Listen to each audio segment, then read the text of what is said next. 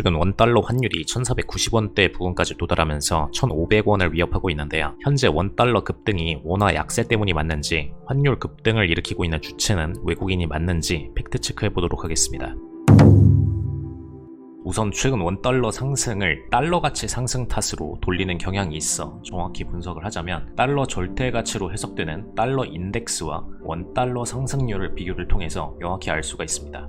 연중 내내 상승을 보였지만 10월부터 본격적으로 상승하는 모습을 볼 수가 있습니다. 그런데 두 값을 나누기 해버리면 달러 대비 원화 가치 절하가 1년 동안 약 6.85% 정도 일어났고, 실질적으로 달러 대비 원화 약세가 가장 크게 일어난 것은 12월부터가 맞다라는 것을 알 수가 있습니다. 해외 투자자들의 전망을 보면 연초 1285원 정도를 평균적으로 전망하던 것과 달리 연말로 갈수록 수치를 상향했고, 계엄 사태 직후부터 노무라 증권 등 해외 투자자들은 원달러 환율 타겟을 1,500원에 맞춰놓은 바 있었습니다. 실제 거래 현황을 보게 되면 지난 계엄 사태 이후에 주식시장에서 외국인은 3.5조 원을 매도했고, 국채시장에서는 2.4조 원을 매수했습니다. 양시장 합산 1.1조 원 정도가 순매도로 빠져나갔다고 볼 수 있겠고요. 하반기 전체 현황으로는 주식시장에서 19.5조 원이 순매도되었고, 국채시장에서는 오히려 45조 원이 순매수되었습니다. 합산 25조 정도를 오히려 순매수를 해왔던 건데요. 회사채 등 추적이 난해한 장외시장 거래 규모를 합산하면 더 정확해지겠지만, 분명한 것은 이전까지는 외국인들의 국채 순매수로 우리나라 환율 방어에 상당한 기여를 하고 있었으나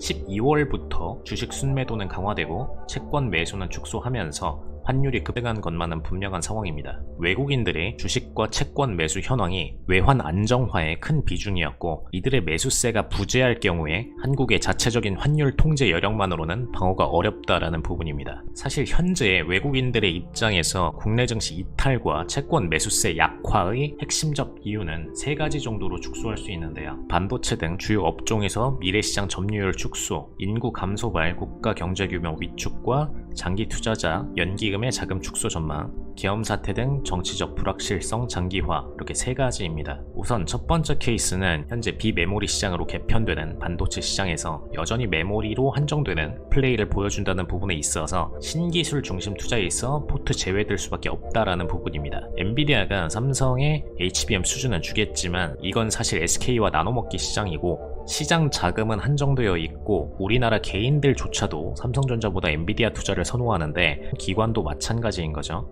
두 번째 케이스는 인구 감소 문제인데, 일론 머스크의 발언들로 더 본격 집중되고 있는 것은 사실입니다. 이미 한국은 인구 감소 구간으로 돌아섰고, 생산 가능 인구 기준으로는 감소 추이가 더 빠른 상황입니다. 2041년 기준으로 연기금 자산은 축소 구간 전환되기 때문에 이때부터는 연기금은 증권 시장을 순매도할 수밖에 없고, 외국인도 제정신이라면 국가가 순매도하는 시장에 들어와서 매수하지는 않겠죠. 세 번째는 다 아시는 계엄 사태 부분인데, 우리나라에서는 별로 체감이 안 될 수 있지만 외국인들 입장에서는 어쨌든 국채 신용등급 변화로 이어질 수 있는 문제이고, 이 경우 국채의 자본 차익 손실이 발생할 수 있기 때문에 당연히 이 구간에서 국채 매수량은 떨어지게 됩니다.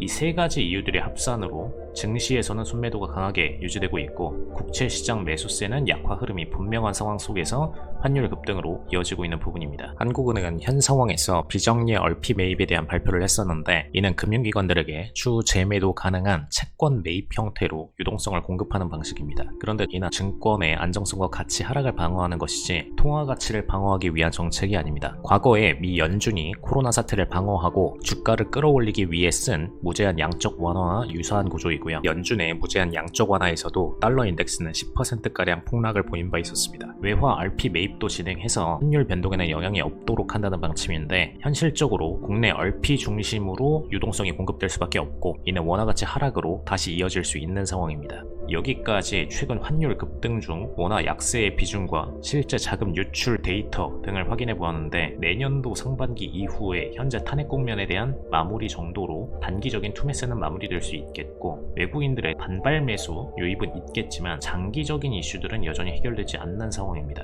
때문에 현재 시장에서는 단기적인 환율 급등은 일부 회복될 수 있겠지만 장기적으로 원달러 환율의 박스권 상향은 불가피할 가능성이 상당합니다. 이상 블랙콘 데코티였습니다.